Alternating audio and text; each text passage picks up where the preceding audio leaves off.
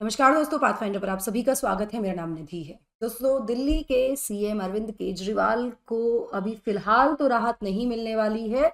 हाल ही में Delhi high court ने supreme court की जो अरेस्टिंग है और उनको जो रिमांड पर भेजा गया है उसको जायज ठहराया, जिसके ऑर्डर के अगेंस्ट, मतलब जो हाई कोर्ट का ऑर्डर आया था उसके अगेंस्ट दिल्ली सीएम जो है पहुंच चुके हैं सुप्रीम कोर्ट। इस ऑर्डर के खिलाफ वो चाहते हैं कि इसको बदला जाए और उनको रिहा किया जाए। मतलब बेसिकली उनका ये कहना है कि जो ईडी ने उनकी अरेस्टिंग की है वो गलत है, इलीगल है। ठीक है। अब क्या अरविंद केजरीवाल को सुप्रीम कोर्ट से यहाँ राहत मिलने वाली है? दिल्ली हाई कोर्ट के फैसले में क्या क्या कहा गया और क्या क्या आरोप यहाँ पर दिए गए हैं, लगाए गए हैं ईडी के द्वारा अरविंद केजरीवाल पर, उस पर हम बात करने वाले हैं आज के सेशन में। शुरुआत करते हैं with the news. Arvind Kejriwal move supreme court against Delhi high court order upholding his arrest as legal.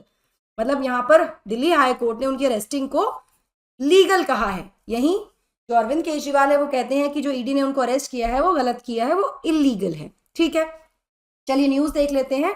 तो Delhi chief minister Arvind Kejriwal has approach supreme court और यहाँ पर उन्होंने चैलेंज किया है अपनी अरेस्ट को बाय इन्फोर्समेंट डायरेक्टोरेट और उनके जो भी उन पर जो रिमांड उनको दिया गया है इन दी एक्साइज पॉलिसी केस। वो हम सभी जानते हैं, दिल्ली लिकर जो स्कैम हुआ था उसके चलते, पीएमएलए के चलते उन पर ये केसेस चल रहे हैं। क्या क्या है वो भी हम आगे डिस्कस करने वाले हैं सेशन में। पीएमएलए भी डिस्कस करेंगे, मनी लॉन्ड्रिंग के बारे में भी बात करेंगे यहाँ पर हम। सो दिल्ली हाई कोर्ट ने डिसमिस कर दिया था केजरीवाल की प्ली को, जहां पर उन्होंने चैलेंज किया था कि जो उनकी अरेस्टिंग है ईडी के द्वारा in connection with the Delhi excise policy case, साथ में उनको जो रिमांड दिया गया है, जो रिमांड ऑर्डर पास किया गया था ट्रायल कोर्ट के द्वारा sending him to ED custody, इसको चैलेंज करने के लिए वो दिल्ली कोर्ट पहुंचे थे और दिल्ली कोर्ट ने इसको डिसमिस कर दिया, खारिज कर दिया था। अब दिल्ली कोर्ट के ऑर्डर के अगेंस्ट केजरीवाल सुप्रीम कोर्ट जा रहे हैं कि उनको खारिज नहीं करना चाहिए था और वो जो उनकी अरेस्टिंग है वो इलीगल है। ये उनको मतलब एक तरह से वो चाहते हैं कि राहत मिले। चलिए इसके बारे में और ज्यादा बात करेंगे, पर बिफोर मूविंग फॉरवर्ड ये मेरा छोटा सा इंट्रोडक्शन है दोस्तों। ये मेरा टेलीग्राम चैनल है जहां पर आप मुझे फॉलो कर सकते हैं मेरी सभी क्लास की अपडेट शेड्यूल्स और पीडीएफ्स के लिए। इसके साथ साथ अनअकैडमी ऑफलाइन सेंटर्स पर कोर्सेज हमारे शुरू हो चुके हैं 8 अप्रैल से। आप इन कोर्सेज में एनरोल कर सकते हैं जाकर हमारे सेंटर्स पर। हमारे सेंटर्स हैं दिल्ली में मुखर्जी नगर और करोल बाग में, और यूपी में प्रयागराज में।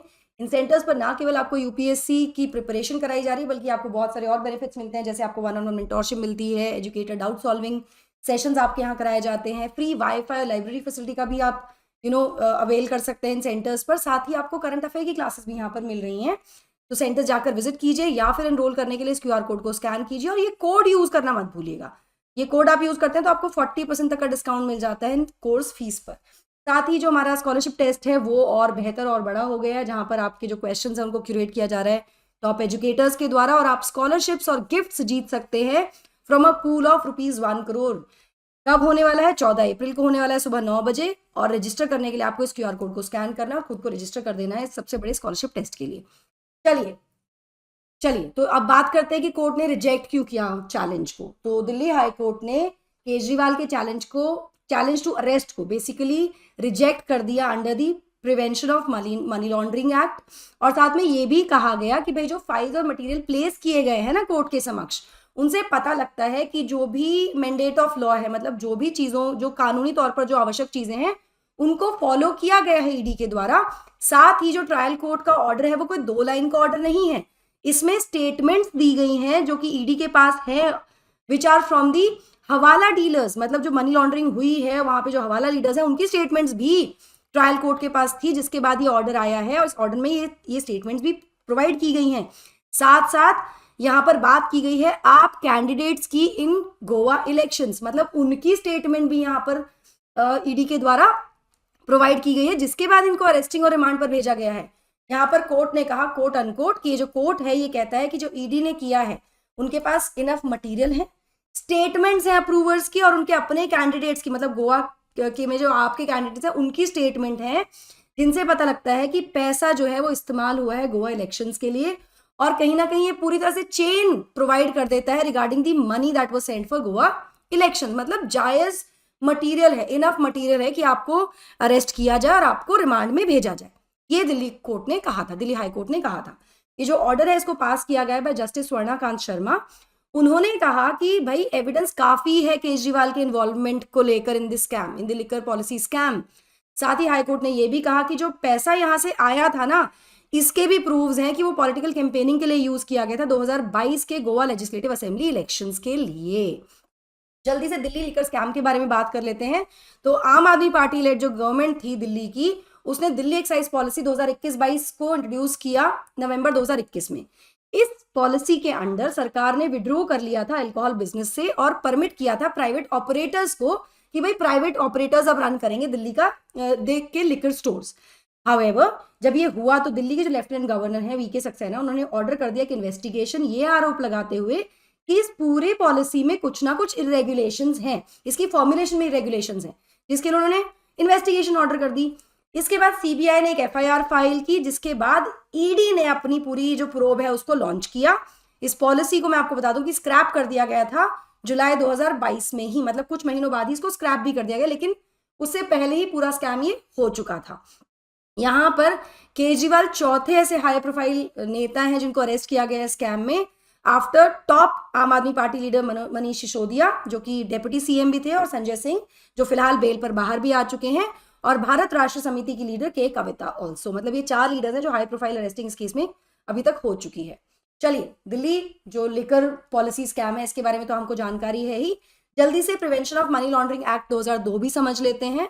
तो prevention of money laundering act 2002 या पीएमएलए, जिसको हम आम भाषा में पीएमएलए कह देते हैं, ये पार्लियामेंट ऑफ इंडिया का एक्ट है जिसको इनैक्ट किया गया था एनडीए गवर्नमेंट के द्वारा, ताकि मनी लॉन्ड्रिंग को प्रिवेंट किया जा सके। और साथ साथ इसमें यह भी प्रावधान दिया गया कि जो भी प्रॉपर्टी ऑब्टेन की जाएगी मनी लॉन्ड्रिंग के थ्रू, उसको कन्फिस्टिकेट भी किया जा सकता है, उसको कब्जे में लिया जा सकता है।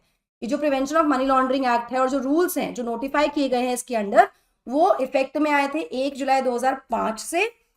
यहां पर मैं आपको बता दूं कि सरकार ने इसको अमेंड किया था टू गिव ईडी और भी ज्यादा अथॉरिटी, मतलब ईडी यहां से इतनी ज्यादा पावरफुल है कि ED can do all the arresting and everything now money laundering क्या होता है ये भी समझ लेते हैं। तो मनी लॉन्ड्रिंग एक इलीगल तरीका है, एक्ट है, जहां पर बहुत बड़ा अमाउंट ऑफ मनी ऑब्टेन किया जाता है इलीगल सोर्सेज से जो लेजिटिमेट दिखते हैं।